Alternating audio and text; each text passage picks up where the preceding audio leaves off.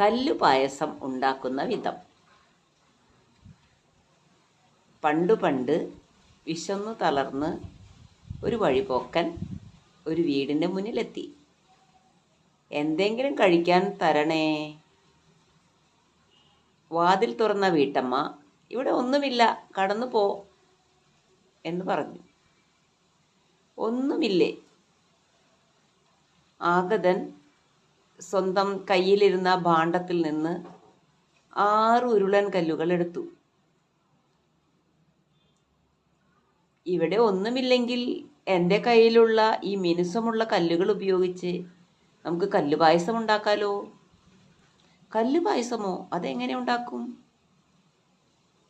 ഞാൻ പറഞ്ഞു തരാം. ആദ്യം ഒരു കലമെടുക്കൂ, അതിൽ ഈ ഉരുളൻ കല്ലുകൾ ഇടൂ. അതിനുശേഷം അതിൽ 2 നാഴി വെള്ളം ഒഴിക്കൂ. തീ കത്തിക്കൂ. ഞാൻ തന്നെ തീ കത്തിച്ചോളാം. തീ കത്തിക്കുന്നതിനിടയ്ക്ക് ആഗതൻ വീട്ടമ്മയോട് പറഞ്ഞു, ചെറുപയർ വറുത്തു കുത്തി സ്വല്പം എടുത്തോളൂ. കുറച്ച് ശർക്കരയും നെയ്യും കൂടി എടുത്തോളൂ. വീട്ടമ്മ എല്ലാം ആ കലത്തിലേക്കിട്ടു. പായസം തിളച്ചു പൊങ്ങി വന്നു.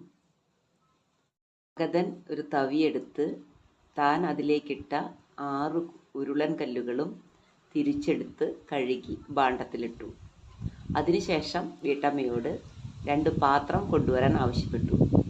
2 പേരും ആ പായസം വയറ് നിറച്ച് കുടിച്ച് സന്തോഷിച്ചു. ഈ പായസം, ഇത്രയും രസമുള്ള പായസം ഉണ്ടാക്കി തന്നതിന് വീട്ടമ്മ ആഗതനോട് നന്ദിയും പറഞ്ഞു.